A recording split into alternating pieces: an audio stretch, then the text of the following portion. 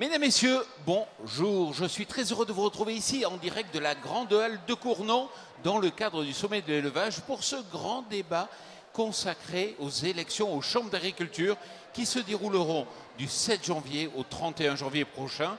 On aura le plaisir d'en débattre pendant une trentaine de minutes avec mes invités. Mais juste avant, je tenais à rendre hommage à Cyril Champenois. Cyril Champenois, vous le connaissez, je crois tous. C'était un homme formidable. C'était un homme qui avait su initier un mouvement de communication France Agri-Twitos en utilisant les nouvelles technologies pour mieux communiquer sur le monde agricole. Malheureusement, il nous a quittés ce lundi. Il a été victime d'un accident de la route. Et voilà, toutes mes pensées, toutes nos pensées, je crois que vous associez à cet hommage, vont bien sûr à sa famille et à tous ceux qui le connaissaient. Voilà. Bon, le débat va prendre à présent toute sa réalité avec Christiane Lambert, qui est juste à mes côtés, présidente de la FNSEA. Bonjour Christiane. Bonjour. Juste à vos côtés, parce que vous faites liste commune, Jérémy de Serles, président des jeunes agriculteurs. Bonjour. Bonjour. Face à vous, Laurent Pinatel, juste au bout de la table, vous êtes porte-parole de la Confédération Paysanne. Bonjour. Bonjour. Et à vos côtés, Bernard Lannes, président de la Coordination Rurale. Bonjour. Un débat qu'on veut structurer, clair, surtout vous ne coupez pas la parole, c'est l'intérêt de tout le monde de bien comprendre ce qu'il y a dans vos projets. Et on va parler justement de projets et de vision.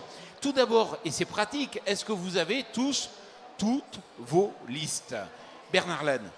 Ah oui, nous serons présents sur l'ensemble du territoire, y compris dans les DOM, parce que nous avons progressé. Nous sommes présents dans tous les départements des DOM. Eh, je vous sens confiant. Laurent Pinatel. Oui, on est en train de finaliser nos listes. On sera présent dans tous les départements, y compris dans les DOM où on était déjà historiquement présent, oui. Christiane. Idem. Nous avions des listes dans tous les départements et cette année, nous aurons également des listes communes, FNSEA plus JA. Nous additionnons nos forces. Le premier mot-clé sur lequel il faut qu'on en débatte, c'est le mot revenu des agriculteurs. Honneur, Bernard Lannes. Allons-y.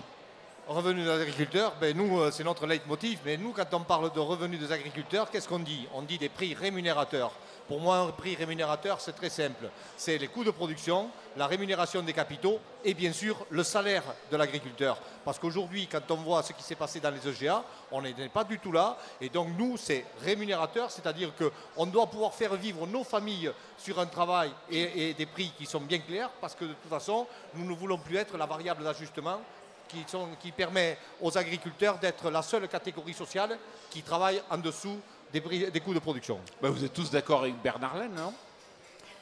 Les prix, ça ne se décrète pas, ça se construit. Mais c'est un changement fondamental que nous avons porté dans la loi alimentation.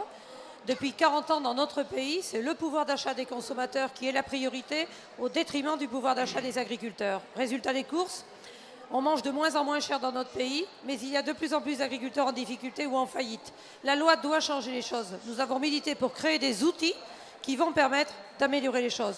La contractualisation tenant compte des coûts de production. La possibilité aussi de sanctionner les prix abusivement bas, encadrer les promotions, mettre en place le seuil de revente à perte. Bref, une panoplie d'outils. Tous ne sont pas dans la loi, certains sont dans les ordonnances. Nous les avons portés devant le président de la République et devant le Premier ministre vendredi dernier. Et nous serons aux côtés des agriculteurs dans les régions, dans les interprofessions, pour mettre à exécution, avec ces outils, une vraie politique de prix indispensable pour les agriculteurs. Quelque part, vous laissez la chance à cette loi, alors que côté plutôt coordination rurale ou Laurent Pinatel, vous n'y croyez pas du tout? Nous, on n'y croit pas. Sur le revenu, effectivement, nous, on part sous le slogan produire pour vivre, donc avec le vivre qui est important, vivre de son revenu et avoir un revenu pour vivre et avoir aussi du temps pour vivre. La loi, on n'y croit pas. On y a cru au début. On n'est pas arrivé en disant ça sera tout pourri. On a fait ce qu'on avait à faire en termes de boulot. On a cru le discours du président de la République à Rungis il y a bientôt un an. Au sortir, qu'est-ce qui reste de ce discours? Pas grand-chose. On voit effectivement, je suis d'accord avec Christiane Lambert sur la part du budget des ménages consacré à l'alimentation qui va déclinante.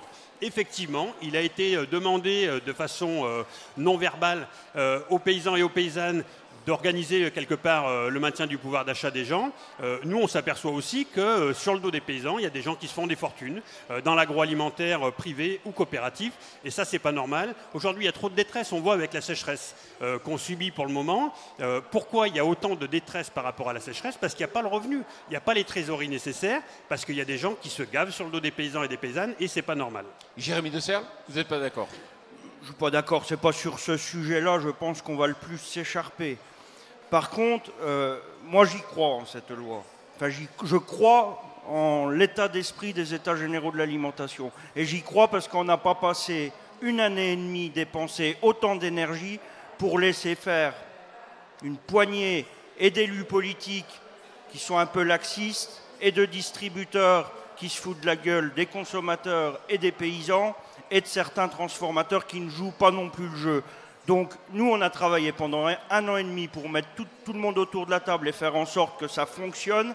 Eh ben, on va continuer de travailler, peut-être 1 an, peut-être 2 ans, mais pour que tout ce petit monde respecte les paysans, respecte le boulot qu'on a fait. Donc on n'abdictera pas. Bernard Laine, une phrase.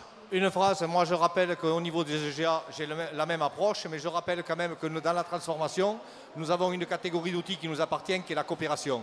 On a demandé, nous, qu'après ces EGA, on fasse des états généraux de la coopération. Je parle bien d'une certaine coopération, c'est-à-dire les 15 coopératives qui sont les plus grandes et qui font 75% du chiffre d'affaires, qui n'appartiennent plus aux agriculteurs. Il est temps aussi que le politique remette ces outils en notre main. Deuxième mot-clé, et qui est important, l'installation. Vous en avez fait le point numéro 1 quasiment de votre profession de foi, Pascal Légia. Ça ne vous a pas échappé que la démographie agricole dans ce pays est catastrophique. Je viens de dire ça il y a 10 minutes sur une autre interview dans une conférence autour de l'installation.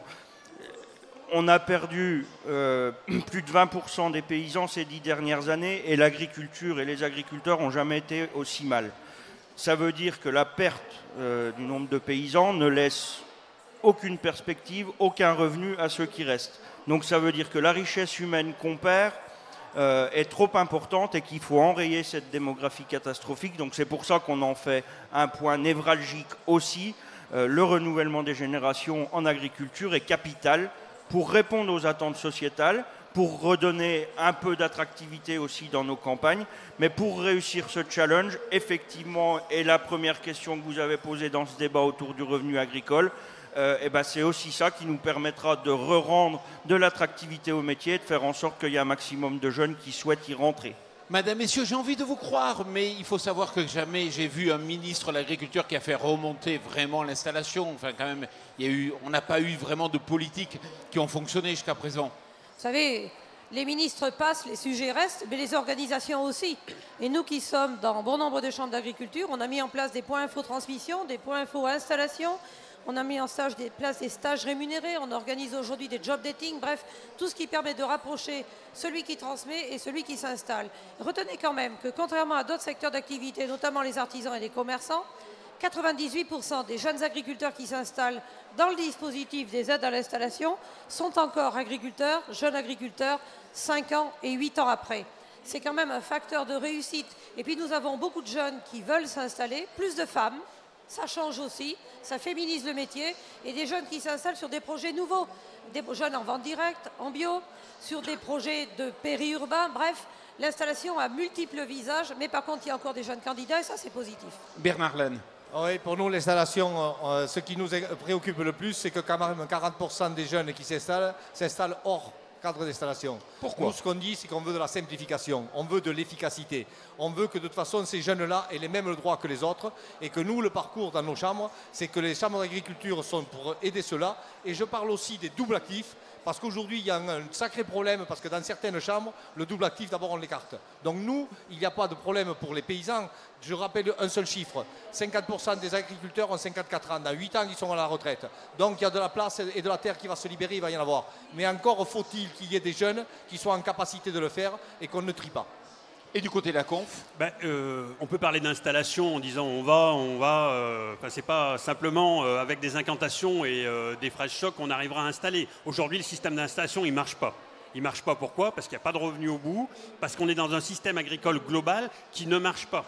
On voit que ça ne fait pas rêver les jeunes de s'installer avec des reprises de capitaux importantes. On voit que ça ne fait pas rêver les jeunes de s'installer dans des filières qui sont toujours en train de tâtonner quel ou quel marché d'export on va pouvoir trouver pour dégager le marché. Je veux dire, il faut revoir le système agricole dans son ensemble et de la même façon, il faut revoir le parcours à l'installation.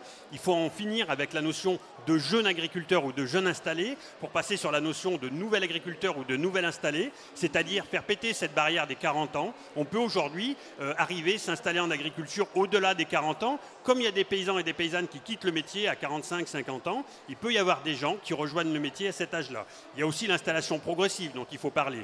Des gens qui font le choix de s'installer en avançant à tâtons et de dire, bah voilà, je vais progressivement rentrer dans le métier à mon rythme. Il faut prendre en compte ces gens-là. Et puis oui, ce que disait Bernard par rapport à tous ces gens qui passent à côté du dispositif.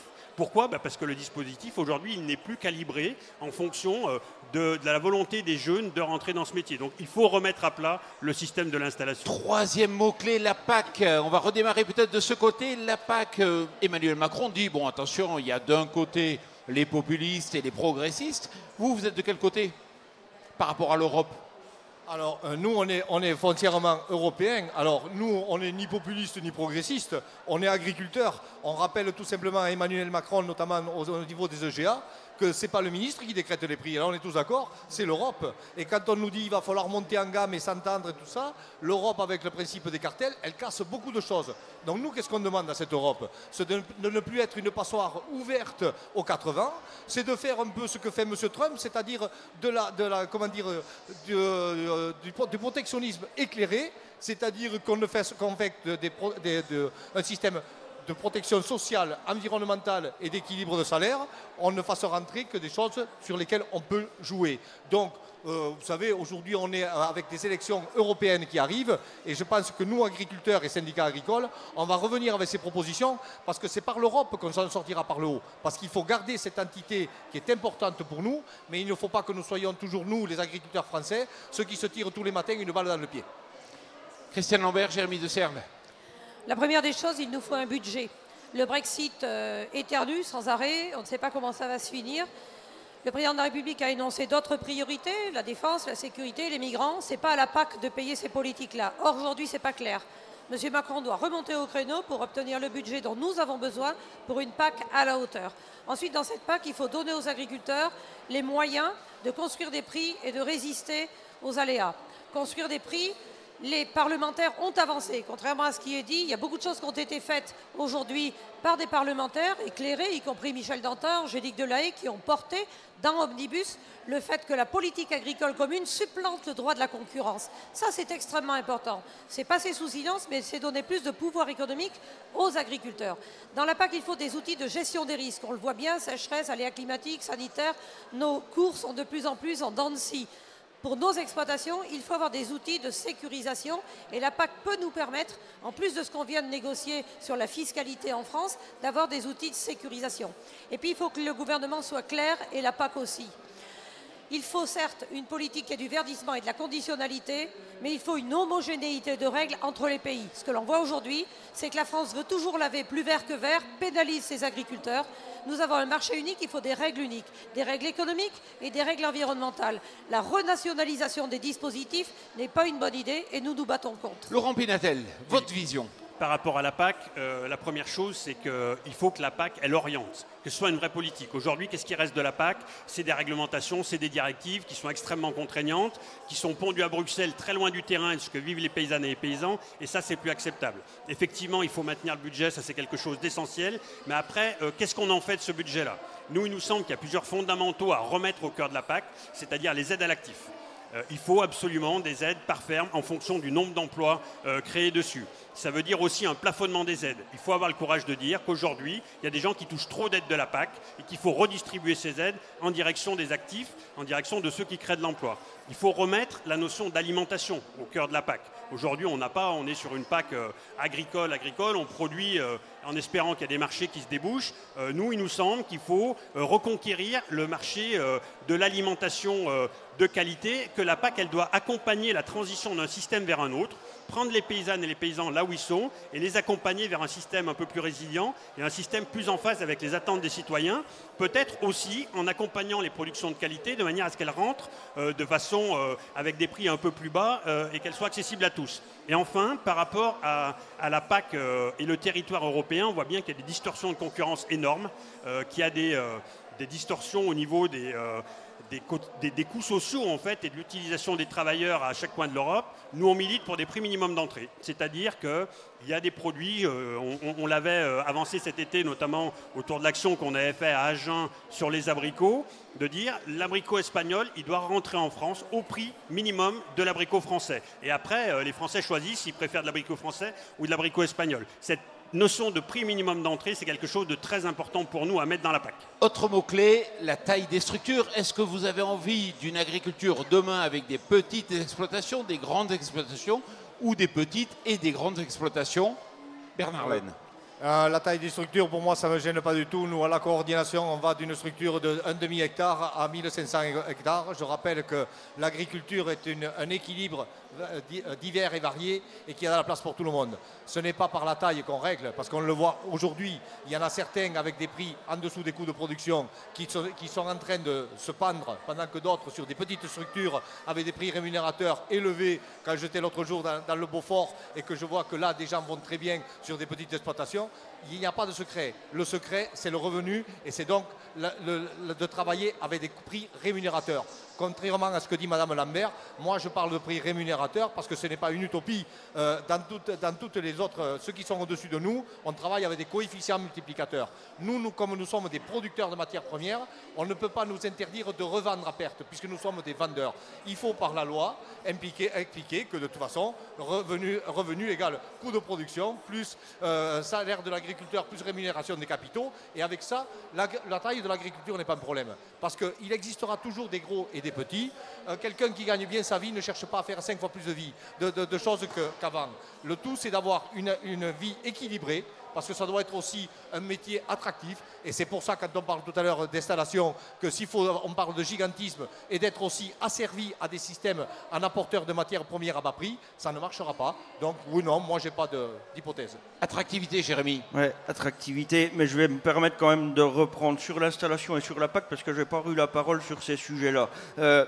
Sur la taille des exploitations, jeune agriculteur éclair, quand on dit des fermes, pas des firmes, et qu'on explique un petit peu ce qu'on entend derrière agriculture familiale, je pense qu'il n'y a pas besoin de tout réexpliquer. Et je pense qu'on aurait tendance à se retrouver un petit peu sur ce sujet-là. C'est le nombre de personnes actives sur l'exploitation qui doit être mieux accompagné, mieux aidé. La question justement du statut d'agriculteur professionnel doit faire partie aussi des choses sur lesquelles on doit se battre et mettre en place des choses concrètes aussi au niveau de la politique agricole commune. On a souvent facilité à dire il y a un déséquilibre dans les aides entre céréaliers et éleveurs. Mais effectivement, si on arrêtait de donner des sous déjà à ceux qui n'en méritent pas et qui ne sont pas agriculteurs, on en récupérerait un petit peu, puis on pourrait mieux la répartir sur les vrais agriculteurs. Donc ça, c'est une nécessité. Sur la politique agricole commune, je rejoins Christian Lambert sur le fait qu'il faille une vraie politique de gestion des risques, réfléchie, adaptée, en adéquation avec ce que la France aussi mettra en place. Et puis derrière tout ça aussi, un vrai pacte sociétal, pacte alimentaire européen. Je pense que si on ne met pas l'alimentation au milieu de la politique agricole commune, on perdra aussi gros. Donc il y a nécessité aussi à ce qu'on fasse tout ça. Jérémy, un autre mot, on change de sujet, un point qui est important, l'agriculture bashing, les coups de griffe qui sont mis sur l'agriculture. Qu'est-ce que vous allez proposer pour que l'agriculture soit reconnue ? Effectivement, on voit qu'aujourd'hui, il y a une défiance des citoyens et des citoyennes envers l'agriculture. Pourquoi il y a cette défiance? Il ne s'agit pas de simplement s'attaquer aux conséquences. Quelles en sont les causes? Aujourd'hui, on voit bien que, historiquement, sociologiquement, dans les familles, il y a de moins en moins de gens qui sont en lien direct avec une famille de paysans. Donc il y a effectivement ce lien qui s'est distendu. Et aujourd'hui, on voit quand même qu'il y a un retour, un regain d'intérêt pour la chose agricole. Donc des gens qui se repenchent sur l'agriculture et qui, de fait, avec grosso modo 20 à 30 années de trou au milieu, se disent mais qu'est-ce qui s'est passé? Donc il faut expliquer, il faut être pédagogue, il faut aussi reconnaître qu'il y a pu avoir des erreurs qui ont été commises par les dirigeants politiques, par les gens qui ont influencé les politiques publiques, par leur financement et qui ont emmené aujourd'hui l'agriculture pour faire des paysannes et des paysans, des producteurs, Bernard l'a dit, des producteurs de matières premières à bas prix, donc des producteurs de minerais. Quand on est dans cette logique de compétitivité uniquement sur le prix, effectivement, on peut avoir des modes de production qui interrogent les citoyens. On peut avoir aussi des modes de production qui sont devenus déconnants parce qu'on produit du volume pour un marché qui n'existe plus. Bernard Lehne. L'agriculture bashing, moi je pars d'un principe, nous à la coordination rurale, l'agriculture est un secteur stratégique. On a de l'électricité au-dessus de nous, on ne se pose pas la question du prix de l'électricité, on sait qu'on doit la produire et donc on doit nous protéger. Et nous, à travers tout ça, on croit en quoi ? À la traçabilité et à ce qui va dans l'assiette avec la vérité dans l'assiette. Aujourd'hui, on est capable de dire, et de A jusqu'à Z, de la première production jusqu'à la dernière, jusqu'à la fourchette, de dire ce qu'il y a. Donc cette transparence doit ramener une confiance vers le consommateur. Et puis, il faut revenir aussi vers cette ultra-minorité qui vient faire aussi de l'acharnement médiatique sur la malbouffe, sur les problèmes sanitaires, sur les peurs alimentaires. Je crois qu'aujourd'hui, nous sommes fiers d'être agriculteurs et de faire la meilleure alimentation du monde, que le politique nous donne les moyens de le valoriser par l'étiquette et la traçabilité, et le consommateur, on ne le trompera pas grâce à ça. Christiane Lambert. Les consommateurs veulent savoir. Ils sont demandeurs aujourd'hui de produits qui ont une histoire, de produits de proximité, de produits bio. Ils le montrent, ils sont même prêts à payer plus cher nos produits. Mais ils se sont trop éloignés de nos réalités de production d'aujourd'hui. Il y a aujourd'hui beaucoup de mouvements radicaux, durs, qui nous attaquent. Mais il y a aussi eu parfois quelques escapades amoureuses à risque, quand la Confédération paysanne s'est affichée à côté de Génération Future pour certaines plateformes ou à côté de L214 contre certains projets, ça a aussi donné une mauvaise image. Ils ont amené des arguments sur une agriculture qui n'est pas l'agriculture que nous avons en France. Les 1500 hectares qui sont évoqués ici, ça dépend combien de personnes travaillent sur l'exploitation. Donc certaines personnes portent aussi une responsabilité de l'amplification du bashing auquel nous sommes confrontés. Nous voulons que, à la fois dans nos fermes, en ouvrant nos fermes, avec les fermes ouvertes, avec tout ce que font les JA en termes de communication, fermes ouvertes de la FNSEA, les réseaux sociaux, et Cyril Champeneau avait bien compris qu'il fallait communiquer positivement. On redore le blason de l'agriculture, mais pour ça, il ne faut pas que certains d'entre nous taclent par derrière ou tirent dans les coins, ça ne nous rend pas service, et au final, ça se retourne contre nous. Il me semble qu'on avait dit qu'on ne ferait pas d'attaque frontale. Mais il me semble qu'on avait dit qu'on ne ferait pas d'attaque frontale. Christian Lambert ne respectera trop la langue. Je termine ma phrase. Moi, ce que j'entends, c'est qu'aujourd'hui, les Français aiment les agriculteurs et nous avons besoin de renouer le contact. Ça n'empêche pas de dire des vérités qui sont des vérités prouvables, mais je crois qu'aujourd'hui l'heure est grave. Moi, j'ai demandé une mission d'enquête parlementaire par rapport aux événements qui se sont passés avec l'abattoir qui a été incendié, probablement, je dis bien probablement, de façon criminelle, parce que l'escalade verbale de certains a quand même conduit à ce que, de façon impunie, on attaque, on casse, on va détruire, ça ne peut plus durer. Que ce soit les bouchers, les abatteurs, les agriculteurs, nous ne voulons plus supporter tout ça. Alors justement, vous aviez fait front commun, union sacrée sur ce sujet. Mais tout à fait, je suis complètement étonné de ce que dit Christian Lambert. Quand on était avant-hier, la semaine dernière, chez le Premier ministre, on a bien signé un document commun comme quoi on est tous indignés. Ça ne sert à rien de taper sur la Confédération paysanne parce que de toute façon, après, sur des comportements qu'on peut faire ici, tout chacun, de se taper dessus, ça ne sert à rien puisqu'on a fait une unité commune. Pourquoi la détruire ? Ouais, je vais bien répondre. C'est assez facile de mettre des coups de taquet partout. Moi, je ne regarde pas qui la FNSEA sa coquine. Aujourd'hui, c'est facile de venir dire la grande distribution, la plateforme commune signée à la veille des États généraux par la FNSEA, l'industrie agroalimentaire, la coopération agricole et la grande distribution, c'est-à-dire tous les vautours qui sont en train de dépecer les paysannes et les paysans. Nous voilà.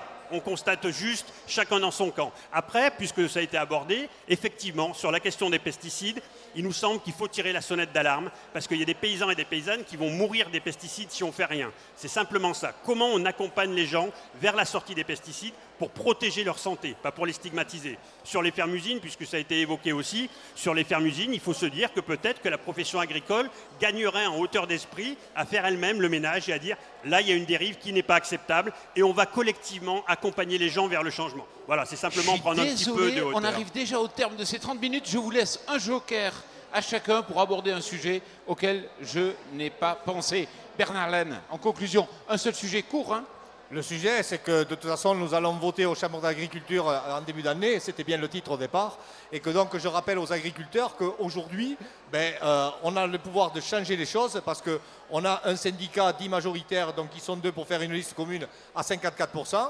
Derrière, moi, qu'est-ce que je dis? Il faut rééquilibrer tout simplement le paysage syndical, et je dis que la FNSEA doit quitter son côté agroalimentaire et que peut-être certains reviendront avec nous, c'est-à-dire à la sortie ferme, pour défendre quoi? Le revenu sortie ferme. Christiane Lambert ou Jérémy de Serles? Non, la FNSEA s'est toujours présentée et reste un syndicat de solutions, mais aujourd'hui nous voulons dire que nous sommes un syndicat de projet. Les agriculteurs ne veulent pas les slogans classiques, changement de modèle ou c'était mieux avant, ça n'intéresse personne. Les jeunes, nombreux, les agriculteurs aujourd'hui cherchent des solutions et c'est vrai que nous avons un projet réaliste. Et quand on dit qu'on veut avancer ensemble, les pieds sur terre, oui, il faut avancer parce que le monde bouge énormément tout autour de nous.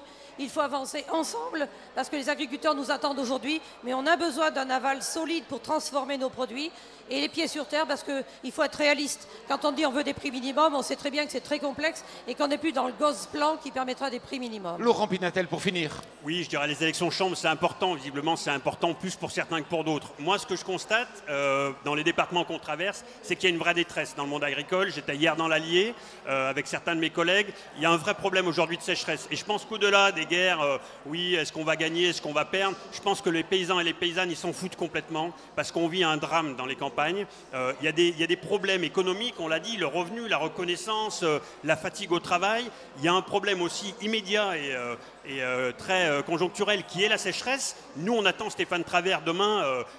Moi, je me dis, mais ce type va se pointer au sommet de l'élevage. Il n'a rien fait pour la sécheresse, il n'a rien fait pour les éleveurs. Mais moi, j'aurais honte de venir. Donc, au-delà des élections chambres, il y a ces problèmes-là de sécheresse très immédiats et de trésorerie à régler.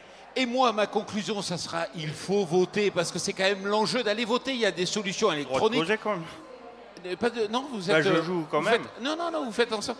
Ah oui, vous faites. J'ai dit ou l'un ou l'autre. C'est liste commune. En tout cas, moi, il y a le pragmatisme d'un côté, parce que quand on explique à tout le monde qu'on fait rien, oui, il y a le pragmatisme. Donc la ferme des 1000 vaches, on n'est pas obligé d'aller la casser, la sabrer ou je sais pas quoi. Et si là, on va arrêter. On va arrêter les attaques gratuites, Jérémy. Tu parles visiblement de choses que tu connais pas. Ça sera d'aller voter. C'est très important d'aller voter du 7 au 31 janvier prochain. Allez voter parce que c'est important pour la représentativité des différentes listes. Par rapport à la suite, il y a des enjeux de pouvoir, des enjeux de représentativité, des enjeux de financement. L'agriculture, c'est important, il faut aller voter. Merci à vous, Madame Lambert, merci à vous, messieurs, d'être parmi nous ici pour débattre de ce sujet. À très bientôt.